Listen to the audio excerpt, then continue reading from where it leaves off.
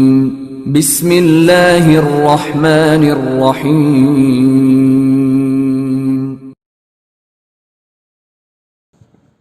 سلطان محمود غزنوی اول الانگیز اسلامی تاریخی ناول، ایپیسوڈ نمبر 2۔ جے پال کے لشکر کو فتح اور سلطان کے لشکر کو شکست ہونے والی تھی، مگر سلطان نے یہ تدبیر کی کہ اس چشمے میں پلیڈی ڈلوا دی، جس سے برف باری شروع ہو گئی اور ہندی لشکر سردی کی شدت کا متحمل نہ ہو سکا۔ بہت سے آدمی اکڑ کر رہ گئے، بیسوں کے ہاتھ بیکار ہو گئے۔ سبکتگین اور اس کے لشکری سردی کے عادی تھے، لہذا جے پال نے اپنی شکست کا اعتراف کر کے سلطان سے جان بخشی چاہی۔ غرض راجہ جے پال نے سلطنت غزنی پر حملہ ور ہو کر توقع کے خلاف شکست اور ذلت حاصل کی۔ راجہ نے یہ حملہ پوری تیاری اور قوت کے ساتھ کیا اور تاپ کر غرض راجہ جے پال نے سلطنت غزنی پر حملہ ور ہو کر توقع کے خلاف شکست اور ذلت حاصل کی۔ راجہ نے یہ حملہ پوری تیاری اور قوت کے ساتھ کیا اور تاپ کر ایسے اچھے موقع سے کیا تھا، اس کی کامیابی اور سلطنت غزنوی پر قابض ہو جانے میں کوئی شبہ نہ تھا، کیونکہ سبکتگین اور اس کا بیٹا محمود دوسری جانب دشمن کے حملہ کرنے میں بری طرح مصروف تھے اور اپنی دارالسلطنت غزنی سے بہت دور تھے۔ مگر راجہ جے پال کا لشکر شدت سرما کا مقابلہ نہ کر سکا۔ جب راجہ جے پال نے اپنے آپ کو مجبور دیکھا تو سبکتگین کے پاس درخواست بھیجی کہ مجھ سے بڑی خطا ہوئی ہے، آپ اس مرتبہ میرا قصور معاف کر دیں، میں آئندہ ہمیشہ آپ کا مطیع اور فرما بردار بن کر رہوں گا اور پنجاب پہنچ کر بہت سا چاندی سونا بطور تعاون آپ کے پاس بھجواؤں گا۔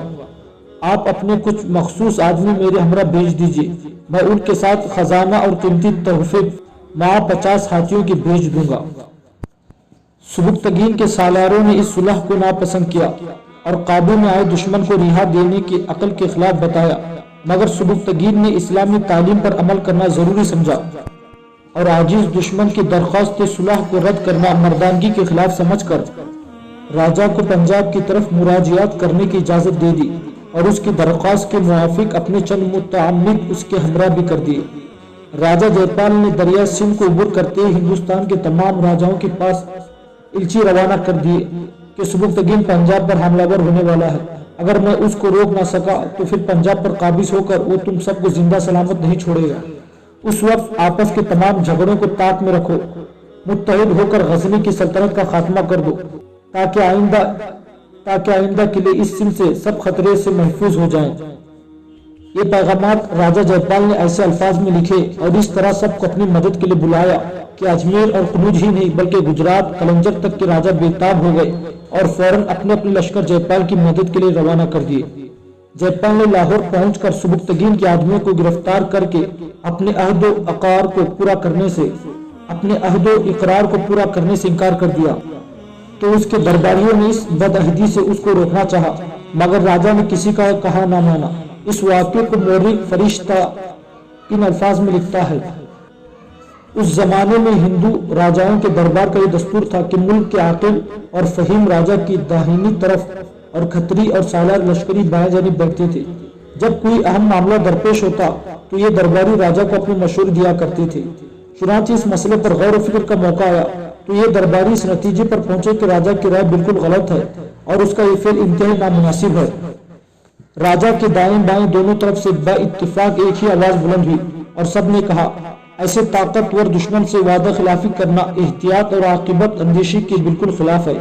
کہیں ایسا نہ ہو کہ یہ بدعہدی ہمارے لیے تباہی اور بربادی کا باعث ہو اور ہم پر وہ مصیبت نازل ہو کہ دنیا میں کہیں بھی ہمارا نام و نشان تک باقی نہ رہے۔ احتیاط اور مصلحت کا تقاضا یہی ہے کہ ہم اس ترک یعنی امیر سبکتگین سے، جس کا خوف عوام اور خاص سبھی کے دلوں پر بیٹھ چکا ہے، بدعہدی کر کے جنگ نہ کرے اور خدا کے بندوں کے امن اور امان کا خیال رکھتے ہوئے بلا ہیل اور جہد اور رقم سبکتگین کو ادا کر کے دے جس پر صلح ہوئی ہے۔ کیونکہ راجہ جے پال کا برا وقت قریب آ چکا تھا، لہٰذا اس نے درباریوں کی مشورے اور استدعا کو قابل اعتنا نہ سمجھا اور اپنی ضد پر اڑا رہا۔ چنانچہ ناصر الدین سبکتگین کے پاس جے پال کی بدعہدی کی خبر پہنچی تو اس کو یقین نہ آیا اور سمجھا کہ یہ جھوٹی افواہ ہے، لیکن جب اپنے آدمیوں کے واپس پہنچنے کا انتظار کرتے کرتے تھک گیا تو اس نے اس خبر کی تصدیق کے لیے اپنے مخبر روانہ کیے۔ उस अरसे में हिंदुस्तान के दूसरे राजाओं के लश्कर में कलंजर गुजरात के लश्कर भी शामिल थे। लाहौर पहुंच चुके थे। चुनांचे मुखबिरों और तिलागरों ने वापस गजनी पहुंचकर सुबुक्तगीन को इत्तला दी कि राजा जयपाल तो अनकरीब उस पर हमलावर होने वाला है, और सुबुक्तगीन ने जो अपना मोतमद राजा जयपाल के साथ लाहौर रवाना किए थे उनको जयपाल ने कैद कर लिया है। ये सूरत हाल देखते हुए सुबुक्तगीन अब इस तैयारी में मसरूफ हुआ कि जयपाल पर हमला करके अपने आदमियों को कैद से छुड़ाए और उसके हमले को रोके, लेकिन जयपाल की तैयारी बहुत जबरदस्त और सरीर थी। सुबुक्तगीन अभी गजनी में ही था कि उसके पास खबर पहुंची कि जयपाल ने उसका मोतमिदों को मौत के घाट उतार दिया है और दरिया सिंध को बुर्द कर लिया है, और ये कि इस बार वो बहुत बड़ा लश्कर लेकर सुबुक्तगीन के खिलाफ पेशकदमी कर रहा है और उसका खात्मा करने के दर पे है। ये खबर सुनते ही सुबुक्तगीन अपने लश्कर के साथ गजनी से चला और लमगान के मैदानों में दोनों का मुकाबला हुआ। इस जगह ये अमर तहकीक तलब है कि लमगान किस मकाम का नाम है और कहाँ वाक़ है। कोई तो लमगान को जलाल आबाद के मुत्तसिल बताता है, तो किसी का बयान है कि लमगान वादी बयाबान के दूसरा नाम है। कोई कहता है कि हजरत नूह अलैहिस्सलाम के बाप का नाम अजलाम था, उनको अलमक भी कहते थे। उनका मज़ार बामियान में है। वहाँ के आदमी काफ को गैन बोलते हैं, इसलिए कि अलमक को अलमग कहने लगे, लिहाजा इस इलाके को अलमगान कहने लगे। कसरत इस्तेमाल से लमगान रह गया। तज बाबरी और दूसरी तारीखों में लमगान की जमा लमगानियात इस्तेमाल हुआ है, जो इस बात की दलील है कि ये नाम कई मुत्तसिल मकामात पर बोला जाता है। लमगानात जिस इलाके पर बोला गया है वो एक वसी इलाका है जो जलाल आबाद, काबुल और गजनी के दरमियान फैला हुआ है। बाज़ मुर्रिखीन ने दर्रा खुराक से मुत्तसिल जलाल आबाद का नाम लमगान बताया है।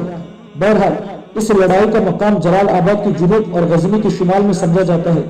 ये मकाम भी सल्तनत गजनी का वस्ती मकाम था। सुबुक्तगीन अब भी अपनी सल्तनत के अंदर हमलावर दुश्मन को रोकने और मुदाफात करने पर मजबूर था। यहाँ ये बहुत बड़ी ज्यादती है कि उससे दूसरी लड़ाई को जो जयपाल का दूसरा हमला था सुबुक्तगीन का दूसरा हमला बताया जाता है, और बाज़ यूरोपी मुर्रिखीन ने तो इसको महमूद गजनवी का दूसरा हमला बताना शुरू कर दिया। बकौल ज़ीनतुत तवारीख इस मरतबा लमगान के मैदान में राजा जयपाल के हमरा 3 लाख का जर्रार लश्कर और बहुत से जंगी हाथी थे, जबकि उसके मुकाबले में सुबुक्तगीन के लश्कर की कुल तादाद 60,000 से जायद न थी। सुबुक्तगीन जब सामने पहुंचा तो उसने एक ऊंचे टेले पर चढ़कर जयपाल के लश्कर का मुआयना किया और उसकी कसरत देखकर घबराया, लेकिन फिर अपने दिल को कभी करके ये तस्वीर किया कि कलंगों की कसरत से शाहीन को और कोसफंद की कसरत से कस्साब को जिस तरह खौफ नहीं होता, इसी तरह मुझको भी खौफ नहीं करना चाहिए। आखिर लड़ाई हुई और जयपाल को बदतरीन शिकस्त हुई और शिकस्त खाकर जयपाल भागा। सुबुक्तगीन ने दरिया सिंध के किनारे तक राजा जयपाल का ताकुब किया और हिंदुस्तान के लश्कर को दरिया पार भाग कर 10,000 लश्कर के साथ अपने एक सालार को पेशावर में मुतय्यन किया कि हमेशा सरहद की हिफाजत करता रहे। इस लड़ाई में जयपाल के पास इस कदर सामान जेवरात मैदान में छोड़कर गया था कि सुबुक्तगीन के तमाम मसारिफे जंग पूरे हो गए। हिंदुस्तान की मुत्तहद अफवाज को ऐसी शिकस्त फाश हुई कि पंजाब से बिहार और बंगाल, गुजरात और दक्कन तक हैरत और हसरत छा गई, और तमाम इलाकों में ब्राह्मणों और बुद्धों के जो मुबाहिसे और मुनाजरे जारी थे वो सब एक लफ्ज़ मुलतवी होकर गजनी की इस नई रियासत की कुव्वत को फना करने की तदबीरें सोचने लगे। लमगान की लड़ाई का तमाम हिंदुस्तान पर इसलिए ज्यादा असर पड़ा कि इस लड़ाई में हिंदुस्तान के करीबन हर हिस्से और हर रियासत के लश्करी शामिल थे। इस शिकस्त को हर एक राजा ने अपनी शिकस्त तस्वूर किया और हजीमत खुर्दा लश्करियों ने अपने अपने वतन पहुंचकर रवादाए जंग सुनाई, जिससे सुबुक्तगीन के हैरत अंगेज काबिलियत और सिपे सालारी का सिक्का बैठ गया। सुबुक्तगीन का हक था कि वो राजा जयपाल के मुल्क पर हमला करता और कम अज कम उसको अपने वादे के ईफा पर मजबूर करता जो वो पहली मर्तबा फरमा बरदारी और खिराज गुजारी का कर आया था। मगर उसने अपनी इस फतही को गनीमत समझा और अपने मुतमदों के मजलूमाना खून का बदला जयपाल के लश्कर के उन मकतूलों को तस्वुर कर लिया जो लमगान के मैदानों और दौरान फरार गजनवी तलवारों से हिलाक हुए थे। इसके बाद सुबुक्तगीन को फौरन शुमाल की जानिब सामानी सल्तनत के झगड़े सुलझाने के लिए जाना पड़ा और अभी अपनी दारुल सल्तनत गजनी नहीं आने पाया था कि बल्क के मुत्तसिल 387 हिजरी में वो फौत हो गया। सुबुक्तगीन एक नेक दिल हुक्मरान था। जामिल अहकायात में लिखा है کہ نیشاپور میں جب سبکتگین الپختگین کی ملازمت میں تھا تو اس کے پاس صرف ایک گھوڑا تھا۔ وہ تمام دن اسی گھوڑے پر سوار ہو کر جنگل میں گھما کرتا تھا اور جانوروں کا شکار کیا کرتا تھا۔ ایک دن اس نے دیکھا کہ ایک ہرنی ماں اپنے بچے کے جنگل میں چل رہی تھی۔ سبکتگین نے دیکھتے ہی گھوڑے کو دوڑایا اور ہرنی کے بچے کو پکڑ لیا۔ اس بچے کے ہاتھ پاؤں باندھ کر اس نے اسے اپنے زین کے ساتھ باندھ دیا اور شہر کی جانب بھولیا۔ ابھی وہ کچھ ہی دور گیا ہوگا کہ اس نے مڑ کر پیچھے دیکھا تو معلوم ہوا کہ وہ ہرنی پیچھے پیچھے آ رہی تھی اور اس کی صورت اور حرکات سے پریشانی اور غم کا اظہار ہوتا تھا۔ یہ عالم دیکھ کر سبکتگین کو اس بے زبان جانور پر بہت رحم آیا اور اس نے بچے کو چھوڑ دیا۔ ہرنی اپنے بچے کی رہائی سے بہت خوش ہوئی، بچے کو ہمراہ لے کر جنگل کی طرف روانہ ہوئی اور تھوڑی تھوڑی دیر چل کر سبکتگین کی طرف مڑ مڑ کر دیکھ لیتی تھی جیسے اپنی خوشی کا اظہار کر رہی ہو۔ جس دن یہ واقعہ پیش آیا اسی رات کو سبکتگین نے خواب میں حضور اکرم صلی اللہ علیہ وسلم کو دیکھا۔ آپ صلی اللہ علیہ وسلم نے سبکتگین سے فرمایا، اے ناصر الدین، تو نے ایک بے زبان جانور پر جو رحم کیا ہے وہ خداوند قدوس کے دربار میں بہت مقبول ہوا ہے، لہٰذا اس کے صلے میں تجھے چاہیے کہ یہی طریقہ اختیار کر اور کبھی رحم کو اپنے ہاتھ سے جانے نہ دے، کیونکہ یہی طریقہ دین اور دنیا کا سرمایہ ہے۔ اپنی موت سے چند روز پہلے سبکتگین نے شیخ ابو الفتح سے دوران گفتگو کہا، ہم انسان نازل شدہ مصائب کو دور کرنے کی تدابیر اور ابتلاؤں سے چھٹکارا حاصل کرنے کے طریقے سوچتے رہتے ہیں۔ یہ ایسی ہی بات ہے جیسے قصاب کسی بھیڑ کو اس کے بال کترنے کے لیے پہلی مرتبہ پٹکتا ہے اور اس کے پاؤں مضبوطی سے باندھتا ہے۔ بھیڑ اپنے اوپر ایک نئی اور عجیب و غریب مصیبت دیکھ کر زندگی سے مایوس ہو جاتی ہے اور مرنے کے لیے تیار ہو جاتی ہے، لیکن قصاب اپنے کام سے فارغ ہو کر اسے آزاد چھوڑ دیتا ہے، وہ خوشی سے اچھلنے کودنے لگتی ہے۔ دوسری مرتبہ قصاب پھر اسے پکڑتا ہے تو ایک شک و شبہ میں مبتلا ہو جاتی ہے۔ خوف اور امید دونوں کا اسے خیال رہتا ہے، لیکن وہ یہ بھی خیال کرتی ہے کہ اسے ذبح کر دیا جائے گا، اور ساتھ ہی یہ امید بھی ہوتی ہے کہ گزشتہ موقع کی طرح اس بار بھی اسے رہا کر دیا جائے گا۔ اور جب قصاب اس کے بال کتار کر اسے آزاد کر دیتا ہے تو وہ پھر خوش ہو جاتی ہے اور خوف کا احساس اس کے دل سے نکل جاتا ہے۔ تیسری مرتبہ جب قصاب اسے ذبح کرنے کے لیے خیال سے زمین پر گراتا ہے تو اس کے دل میں کسی قسم کا خوف نہیں ہوتا، اور وہ یہ خیال کرتے کہ پہلی بار کی طرح اس بار بھی تھوڑی سی دیر کے لیے اس کی آزادی سلب کی گئی ہے اور کچھ لمحوں کے بعد وہ پہلے کی طرح آزاد ہو جائے گی۔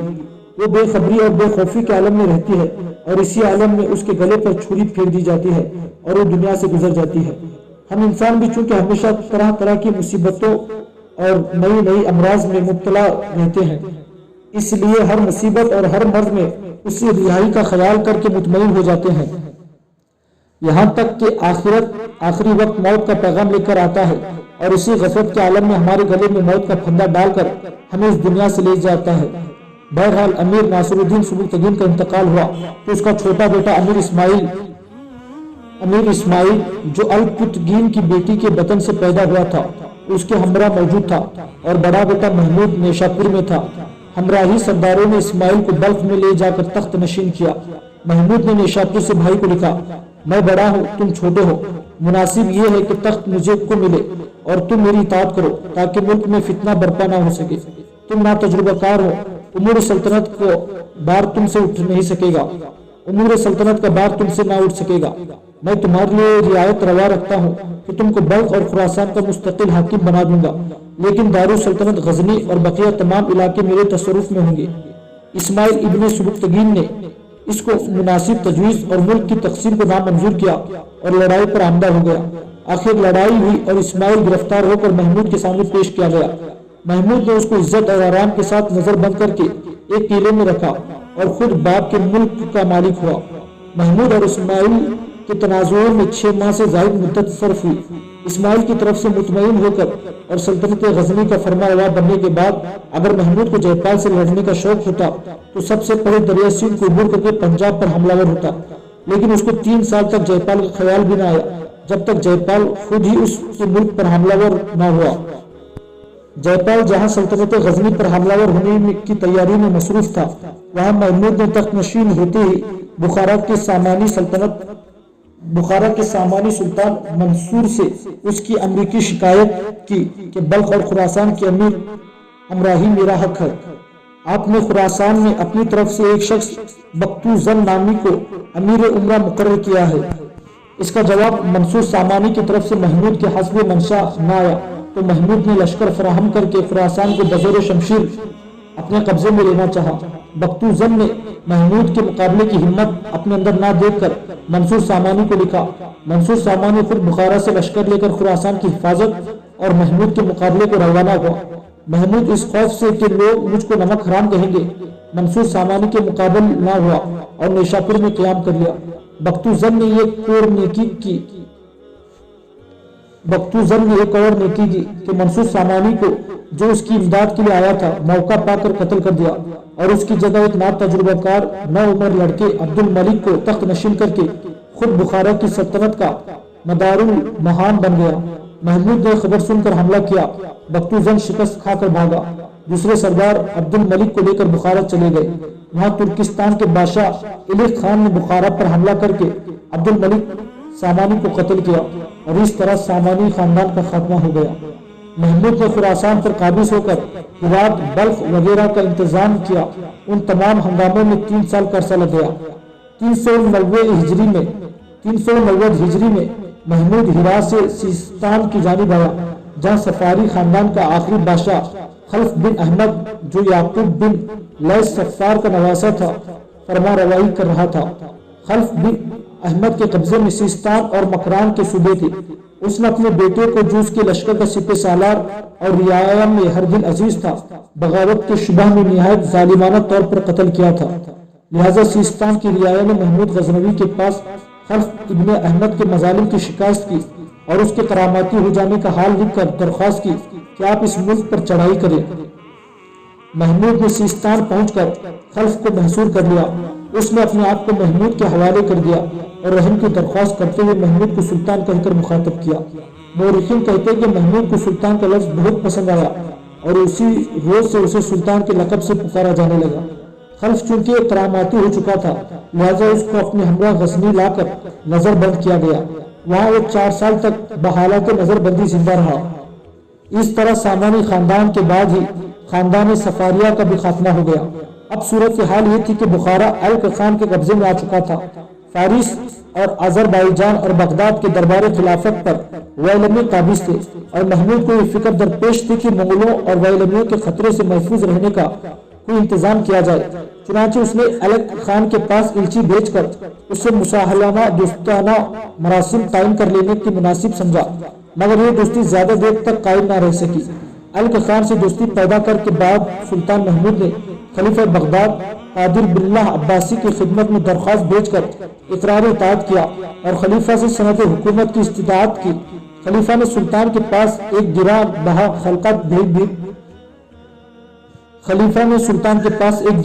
خلعت بھی بھیجا اور امین الدولہ یمین مملک کا خطاب عطا کیا۔ جہاں تک سلطان محمود غزنوی کی پیدائش کا تعلق ہے تو کہتے ہیں کہ سلطان محمود غزنوی کی ماں ایک زابلی شریف کی بیٹی تھی، اسی وجہ سے اسے سلطان محمود زابلی بھی کہا جاتا ہے۔ سلطان محمود 357 ہجری میں عاشورہ کی رات پیدا ہوا۔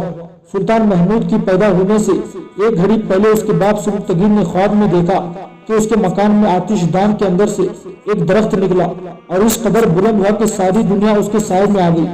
سبکتگین کی جب آنکھ کھلی تو اس خواب کی تعبیر کے بارے میں سوچ ہی رہا تھا کہ اتنے میں ایک شخص نے آ کر محمود کے پیدا ہونے کی خوشخبری سنائی۔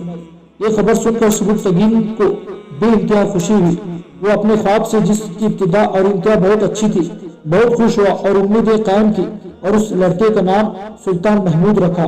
چنانچہ ایسا ہی ہوا اور یہ لڑکا بڑا ہو کر ایک عظیم الشان حکمران ہوا اور اس کی سلطنت یہاں تک وسیع ہوئی کہ ایک عالم نے اس کے انصاف کے سائے میں آرام اور راحت حاصل کی۔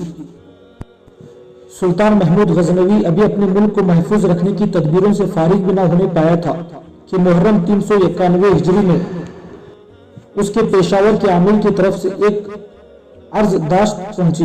یہ عرض داشت پیشاور کے حکیم کی طرف سے ایک قاصد لے کر آیا تھا اور جس میں پیغام سلطان کو پہنچایا گیا کہ پنجاب کا راجہ جے پال ایک عظیم الشان لشکر فراہم کر کے سلطنت غزنوی پر حملہ ور ہونے والا ہے۔ ان دنوں سلطان محمود غزنوی کی تمام تر توجہ بخارا، آذربائیجان اور فارس کی طرف مبذول تھی۔ وہ جانتا تھا کہ سفاریوں اور ویلمیوں نے کس طرح دربار خلافت پر اپنا تسلط قائم کر کے رعب داب قائم کیا۔ اس کو ترکستان کی طرف سے بھی خطرہ تھا۔ وہ اپنی تمام توجہ اور ہمت اس بات میں صرف کرنا چاہتا تھا کہ ویلینیو کو جن کا آفتاب اقبال زوال پذیر ہو چکا تھا اور جو مذہب اور عقیدے کے اعتبار سے محمود کے خلاف تھے، ہٹا کر خلیفہ کو جو محمود کا ہم عقیدہ اور ہم مسلک تھا آزادی دلائے اور دربار خلافت میں اپنا رسوخ قائم کر کے تمام عالم اسلام میں شہرت اور عظمت حاصل کرے۔ یہ کام محمود کے لیے کچھ دشوار بھی نہ تھا۔ وہ یقیناً افغانستان، خراسان، ایران، آذربائیجان، عراق، شام، حجاز، ایشیا، کوچک وغیرہ پر اپنی حکومت اور سطوت قائم کر سکتا تھا، جیسا کہ اس کے بعد سلجوقیوں نے کیا، لیکن راجہ جیپال نے ان کاموں سے اس کی توجہ زبردستی اپنی جانب مبذول کی اور اسے مجبور کر دیا کہ وہ لشکر لے کر ایک ایسی بدعہدی، باغی اور ضدی مزاج دشمن کی سرگوبی کے لیے روانہ ہو جو اس سے پہلے 2 مرتبہ سخت ذلت اٹھانے کے بعد بھی سلطنت غزنی کے رحم اور درگزر سے ناجائز فائدہ اٹھا کر اب تیسری مرتبہ پھر بلا وجہ حملہ ہونے کے لیے پرتول رہا تھا۔ سلطان محمود غزنوی نے راجہ جیپال کی تیاریوں کا حال محرم 391 ہجری میں سنا، لیکن وہ فوراً ہی مقابلے پر روانہ نہ ہوا کیونکہ اس کی خواہش تھی کہ کس طرح یہ خبر غلط ثابت ہو جائے۔ اس نے اس خبر کو پیشاور کے عامل کی بدگمانی اور غیر ضروری احتیاط پر محمول کر کے تحقیق حالات کے لیے اپنے مخبر روانہ کیے۔ وہ اس وقت تک اس خبر کو غلط ہی سمجھتا رہا جب تک کہ ماہ شوال 391 ہجری میں اس کے پاس یہ خبر پہنچی کہ راجہ جیپال ایک بہت بڑے اور جرال لشکر کو لے کر لاہور سے دریائے سندھ کی طرف روانہ ہو چکا ہے۔ اس خبر کی تصدیق کے بعد سلطان محمود چونکا اور اس نے اپنے سارے سالاروں اور املاک کا اجلاس غزنی کے قیصر میں طلب کر لیا تھا۔ چنانچہ اس اجلاس میں ابو النجوم امیر ایاز ابن اسحاق، سلطان محمود غزنوی کا وزیر فضیل بن احمد، بڑے سالاروں میں ارسلان عبداللہ تائی، احمد نیالکیر، عبداللہ قراتکیر، الطوط تاش اور کچھ دوسرے عمرا اور سالار شامل تھے۔ جب سب لوگ سلطان کے پاس جمع ہو گئے تب سلطان نے راجہ جیپال کے لشکر کشی سے متعلق تفصیل کے ساتھ سب کو خبریں سنائی اور یہ خبر سن کر سب نے اس سے اتفاق کیا کہ راجہ جیپال کی راہ روک کر اسے اس کی ان زیادتیوں کی سزا دینی چاہیے، کیونکہ غزنی کی مملکت پر راجہ جیپال کا ایک تیسرا حملہ تھا۔ اس سے پہلے 2 حملے وہ سلطان محمود غزنوی کے باپ سلوکتگین کے دور میں کر چکا تھا اور ان دونوں حملوں میں اسے بدترین شکست کا سامنا کرنا پڑا تھا۔ اب سلوکتگین کے انتقال کے بعد راجہ جیپال نے خیال کیا تھا کہ سلوکتگین کا بیٹا محمود شاید جنگ کا تجربہ نہ رکھتا ہو، خام کر ہو، لہٰذا اس سے ٹکرا کر نہ صرف یہ کہ اپنی گزشتہ شکستوں کا انتقام لیا جائے بلکہ غزنی کی سلطنت کے وسیع حصوں پر قبضہ کر کے اپنی سلطنت کے حدود کو مغرب کی طرف خوب پھیلا دیا جائے۔ راجہ جیپال کو اپنی گزشتہ 2 شکستوں کا بڑا قلق، بڑا غصہ اور غضب تھا۔ چنانچہ سلوکتگین کی وفات نے جیپال کی ہمت میں ایک نئی جان ڈالی تھی۔ اس نے گزشتہ ہزیمتوں کے تجربے سے فائدہ اٹھانے میں کمی نہیں کی اور اسی لیے وہ کئی سال تک محمود کو غزنی سے باہر بلخ، ہرات اور سیستان کے علاقے میں مبتلا دیکھ کر اس کے زوال اور انحطاط کا متوقع رہا اور رات دن عسکری تیاریوں میں مصروف رہ کر اپنے آپ کو خود طاقتور بناتا رہا۔ جیپال پنجاب جیسے وسیع اور ذخیر خیز علاقے کا راجہ تھا۔ ہندوستان کے راجاؤں میں سب سے بڑا مشہور اور معزز راجہ تھا۔ اس کو 2 مرتبہ سلوکتگین سے شکست کھانے کی سخت ندامت تھی اور وہ سب سے زیادہ اس بات کا خواہاں تھا کہ کسی طرح کھوئی ہوئی عزت واپس حاصل ہو جائے اور 2 مرتبہ کی کھائی ہوئی شکست کا کافی تلافی ہو جائے۔ اس کی ہمت اس کے لیے بھی ترقی کر گئی تھی کہ سلوکتگین جیسا تجربہ کار سالار مر چکا تھا اور اب اس کا بیٹا محمود تخت نشین ہوا تھا جسے وہ نا تجربہ کار خیال کرتا تھا۔ غرض جیپال اس بار ہندوستان کے دور دراز کے راجاؤں سے مدد لے بغیر اپنی ہی زبردست قوت سے سلطان محمود غزنوی کی سلطنت کو فتح کر کے معمولی حاصل کرنا چاہتا تھا۔ چنانچہ 1.5 لاکھ پیادہ اور 300 جنگی ہاتھیوں کو لے کر اس نے دریائے سندھ کو عبور کیا۔ ادھر سلطان محمود غزنوی بھی اپنے لشکر کے ساتھ پشاور کی طرف روانہ ہوا۔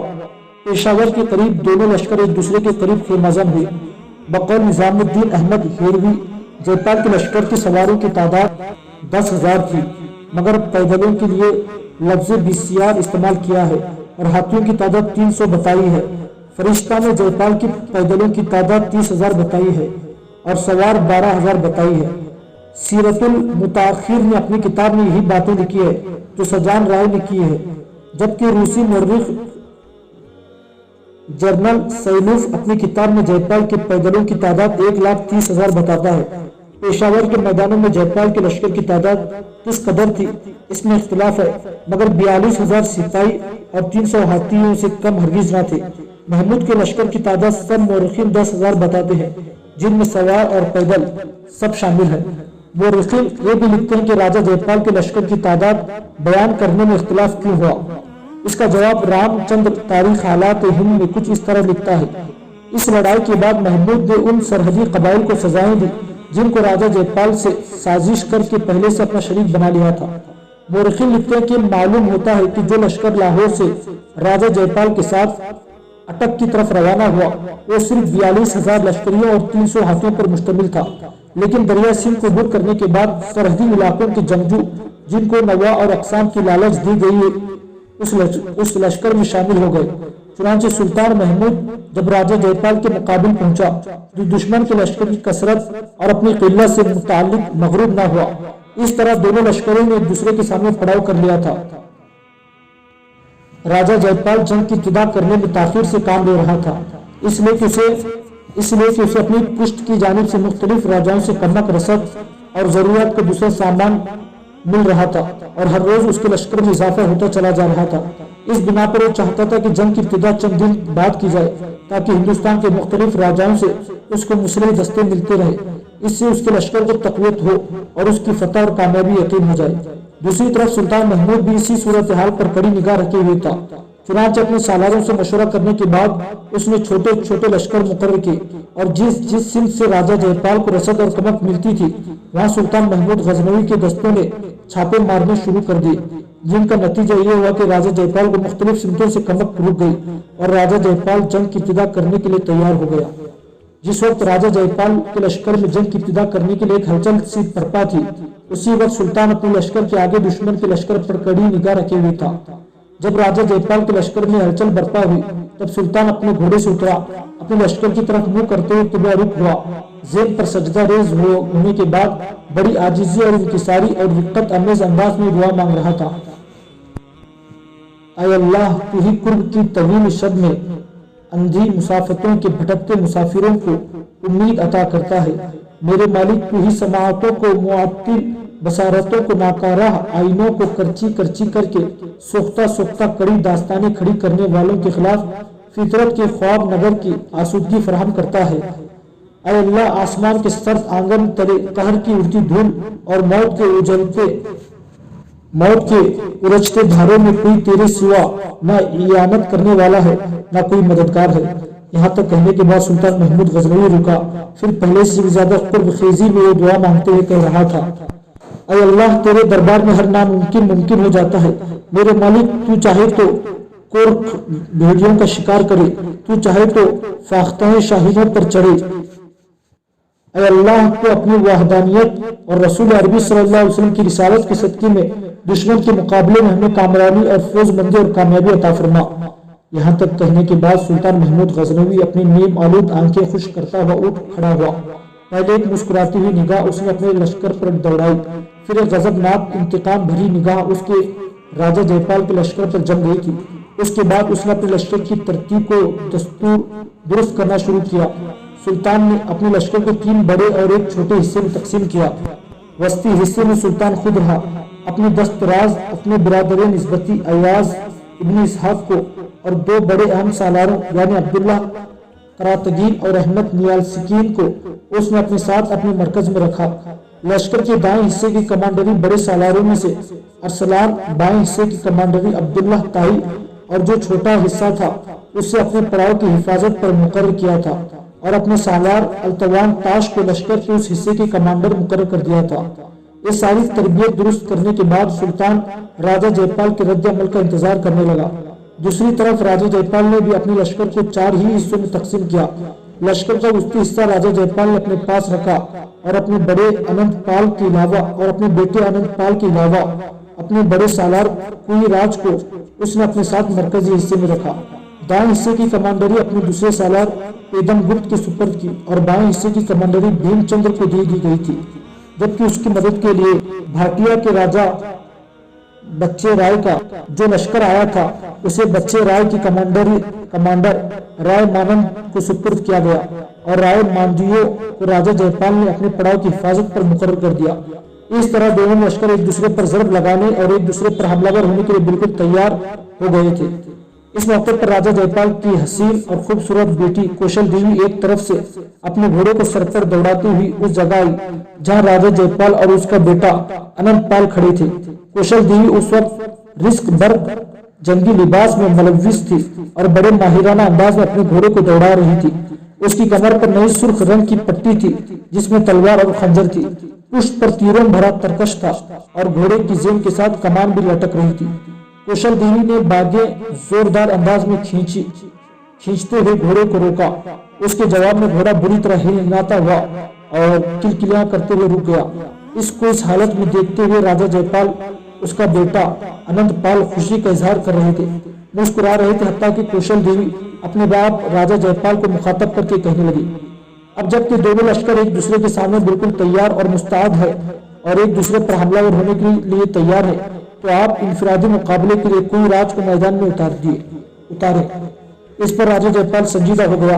धीमे से लहजे में कौशल देवी को मुखातब करके कहने लगा, कौशल मेरी बेटी तो कोई राज से मोहब्बत भी करती है, साथ ही उसे इंफरादी मुकाबले के लिए मैदान में भेजने के लिए भी बेचैन है। इस मौके पर कौशल देवी के चेहरे पर खुशगवार और जहर शिकन तबस्सुम नमूदार हुआ। फिर एक गहरी निगाह उसने अपने भाई, उसके बाद अपने बाप राजा जयपाल पर डाली। फिर कहने लगी, पिताजी, शायद मेरी बड़ी बहन काशी कुमारी और मेरी माँ ने आपके सामने मेरे जज्बात की सही अक्कासी नहीं की। इस वक्त मेरे भाई भी मेरे सामने खड़े हैं। इनकी मौजूदगी में आपसे कहती हूँ कि मैंने कोई राज की जात से मोहब्बत नहीं की, मैंने तो उसकी तेज जमी और जंगी उम्र में उसके आला पाए की हुनरमंदी से मोहब्बत की है, और उसकी इसी हुनरमंदी को जिससे मैंने मोहब्बत की है, जिसे मैंने चाहा आजमाना चाहती हूँ, देखना चाहती हूँ कि जंग के दौरान वो कैसी हुनरमंदी का मुजाहरा करता है। इसके अलावा पिताजी, कोई राज के साथ मेरा कोई राब्ता और ताल्लुक नहीं है। अगर कोई ये कहे कि मैंने उसकी जात से मोहब्बत की है तो झूठ और फरेब है। मैंने उसकी जंगी हुनर से मोहब्बत की है और उसी को मैं आजमाना चाहती हूँ। कौशल देवी की इस गुफ्तगू से राजा जयपाल और अनंत पाल दोनों बाप बेटा थोड़ी देर तक गहरी सोचों में डूबे रहे, जबकि कौशल देवी चुपचाप उन दोनों के करीब अपने घोड़े पर सवार उनकी तरफ देखती रही। यहाँ तक कि राजा जयपाल ने अपने बेहतरीन और उम्दा सालार कुईराज को बुलाया, जो 2-3 सफ़े पीछे अपने लश्करियों को हिदायत जारी कर रहा था। राजा जयपाल के बुलाने पर वो अपने घोड़े को दौड़ाता हुआ उसके सामने आया। राजा जयपाल ने उसे मखसूस इशारा किया। शायद कुईराज और राजा जयपाल के दरमियान पहले से इंफरादी मुकाबले का मामला तय हो चुका था। चुनांचे राजा जयपाल का मखसूस इशारा पाकर कुईराज मुस्कुराया। एक झटके के साथ उसने अपनी तलवार बेनियाम की, ढाल पर भी गिरफ्त मजबूत कर ली। अपने सर पर रखी खूब पांव और शानों के आईनी खोलों के अलावा बाजुओं पर चढ़े हुए जोशन पर गहरी निगाह डाली। इसके बाद अपने घोड़े को एड़ लगाता हुआ और वहशियाना अंदाज में अजीब सी आवाजें निकालता हुआ दोनों लश्करियों के दरमियान गया। वहां अपने घोड़े को रोका, फिर अपनी तलवार फिजा में बुलंद करते हुए उसने मुसलमानों के लश्कर की तरफ मुंह करके इंफरादी मुकाबले के लिए अपना मुद्दे मुकाबिल तलब किया था। जिस वक्त कुईराज ने अपनी तलवार फिजा में बुलंद करते हुए इंफरादी मुकाबले के लिए ललकारा, उसी वक्त मुसलमानों के सालार अपने बेटे अपने अपने हिस्से के लश्कर के सामने मुस्ताद हो चुके थे। दाएं लश्कर के आगे अरसलान था, बाएं तरफ अब्दुल्ला ताई था और जबकि उसके हिस्से में सुल्तान महमूद था। कुईराज के पुकारने पर अब्दुल्ला करातगीन और अहमद नियाल सगीर दोनों के चेहरे सुर्ख हो गए थे। अयाज और महमूद दोनों उनकी तरफ देख रहे थे। यहाँ तक कि अब्दुल्ला करातगीन ने एक झटके के साथ अपनी तलवार बेनियाब की, ढाल पर गिरफ्त मजबूत की और सुल्तान की तरफ देखते हुए कहने लगा, सुल्तान मोहतरम, आपकी इजाजत से मैं इंफरादी मुकाबले के लिए मैदान में उतरता हूँ। सुल्तान ने जब मुस्कुराते हुए इस बात में गर्दन हिलाई, तब अब्दुल्ला करातगीन ने अपने घोड़े को एड़ लगाई। उसके बाद वो लगातार तकबीरें बुलंद करता हुआ मैदान के उसी हिस्से की तरफ बढ़ा था। कुईराज के पास आने के बाद अब्दुल्ला करातगीन ने अपने घोड़े को रोका, फिर बड़े गौर से कुईराज की तरफ देखते हुए कहने लगा, इंफरादी मुकाबले के लिए ललकारने वाले, जरा अपने नाम तो कहे। इस पर कुईराज मुस्कुराते हुए कहने लगा, यही सवाल तो मैं तुमसे करने वाला था। मुकाबला शुरू करने से पहले अपना नाम बताओ। अब्दुल्ला करातगीन ने गौर से उसकी तरफ देखा, फिर कहने लगा, देख, पहले सवाल मैंने किया है, मेरे सवाल का जवाब दो। मैं तुम्हारा मुहक्कम या तुम मेरे मुहतसिब नहीं कि मैं अपने सवाल को नजरअंदाज करके तेरे सवाल का जवाब दूं, लिहाजा अपना नाम बोलो। इस पर वो खा जाने वाले अंदाज में अब्दुल्ला करातगीन की तरफ देखते हुए कहने लगा, मेरा नाम कुईराज है और मैं अपने राजा जयपाल के सबसे उम्दा और अच्छे सालारों में से एक हूँ। अब तो अपना नाम कह, इसलिए कि मैं तुम्हारे सुल्तान के किसी छोटे मोटे सालार से मुकाबला नहीं करूंगा। मैं एक मुकद्दस और एक तजवीज़ के तहत, या यूं कहे तो कि एक मनसूबा बंदी के तहत इनफरादी मुकाबले करने के लिए मैदान में उतरता हूँ, और जो भी मेरे मुकाबले आएगा वापिस अपने लश्कर में नहीं जाने पाएगा। कोई राज के मुलफ़ा से अब्दुल्लाह करातगीन ताव खा गया था। कहने लगा, तेरे मनसूबा बंदी की ऐसी तैसी, जब तू मुझसे मुकाबला करेगा तो अपनी सारी मनसूबा बंदी को भूल जाएगा। अब बातों को छोड़ और मुकाबले की इब्तिदा कर। कोई राज ने कहकहा लगाया और फिर कहने लगा, मुकाबला शुरू होने से पहले तो बातें तो बहुत कर रहा है, लेकिन मुकाबला थोड़ी ही देर बाद जब मैं तेरे तन में लाइलाज सील और रूज भरूंगा तो याद रखना, तेरी हालत उखड़े बेजान पौधे प्यास के मारे खुश्क चश्मों से भी बुरी होकर रह जाएगी। अब्दुल्लाह करातगीन ने फिजा में अपनी तलवार लहराई और फिर कहने लगा, तेरी इस बेवकात बक का कोई जवाब नहीं, पर याद रखना, हम खुद अपनी कुव्वत की अजमतों से अपनी मिल्लत के वजूद को ताबदार करने वाले लोग हैं। तकदीर के सफर में चमकती सूरज की तपिश बनकर अपने दुश्मन की रूहों की गहराइयों तक में सैराब और अज़ेतन भर देते हैं। अब्दुल्लाह करातगीन जब खामोश हुआ तब घमंड भरे अंदाज में कोई राज कहने लगा, देख, मैंने तेरे सुल्तान के सारे बड़े बड़े सालारों को इनफरादी मुकाबले में खत्म करने का मंसूबा बंदी कर रखी है। अगर तू मुकाबले पर जमा ही रहना चाहता है, वापिस जाना नहीं चाहता, तो फिर एक बात अपने दिल के किरतास पर लिख रखना कि इस इनफरादी मुकाबले में तुम्हें जेल करने के बाद मैं तुम्हारे सुल्तान की किसी और बड़े सालार को इनफरादी मुकाबले की दावत दूंगा। इस तरह चंद जंगों के दौरान मैं सारे बड़े बड़े सालारों की गर्दनें काट कर रख दूंगा। कोई राज की इस गुफ्तगू से अब्दुल्लाह करातगीन का चेहरा गुस्से में सुर्ख हो गया था। घबराते हुए कहने लगा, किसी और सालार को अपने सामने जेर करने की मनसूबाबंदी करने से पहले तू मेरे साथ तो टकरा।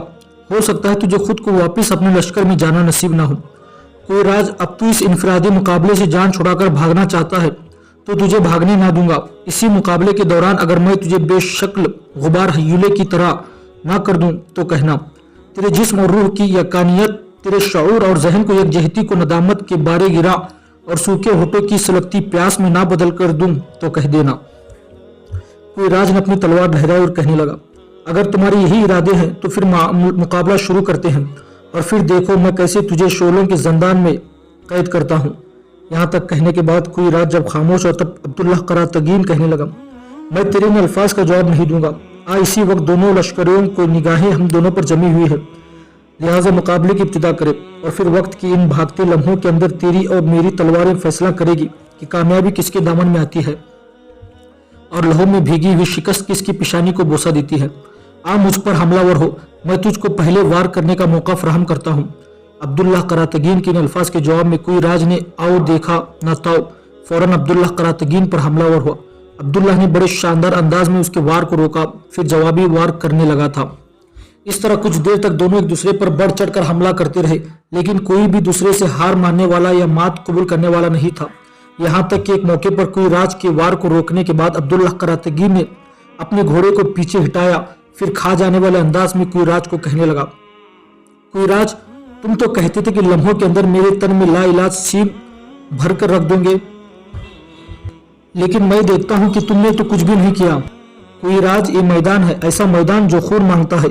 इसके बाद अब्दुल्लाह करातगीन ने